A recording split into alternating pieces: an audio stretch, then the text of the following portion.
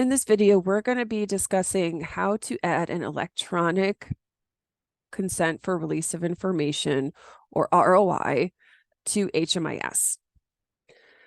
So when first going into a client record, again, you want to make sure to change your enter data as to the provider that you're adding the release of information for, and then you're going to go into the ROI tab and click Add Release of Information. If you are serving a household, make sure you add and check all of the household members' name that you're adding into this release. Again, the release in HMIS must match the release that you have, the hard copy release form that you have in the client file. So add all of the household members here. This will make a copy of the electronic form of the ROI into other household members' files.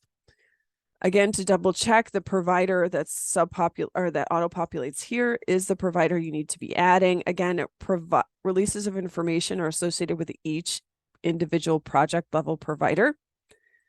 You're going to want to check if the release was granted by the client, yes or no. If no, just click no, and the start date and end date will be the same.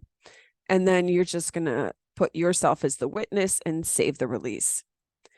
If the client has agreed to sign the release of information, you're going to choose yes.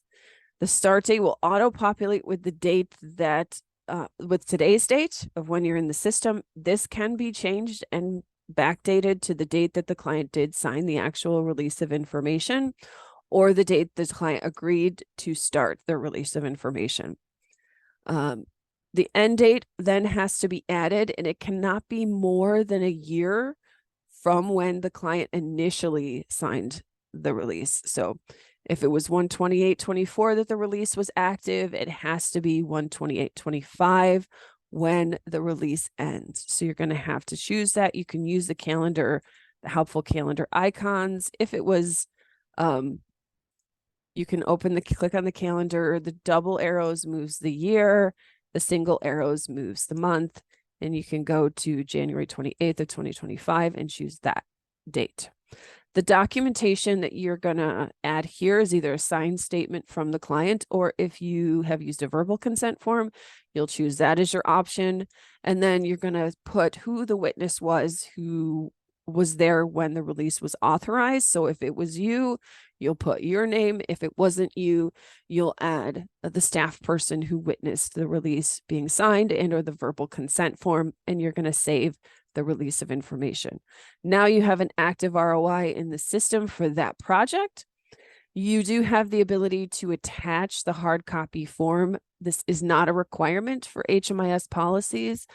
However, your agency could have this as part of your policies for your data collection. You can click on this little paperclip icon and attach a file to this. This file will also, you can again add it to multiple household members at the same time.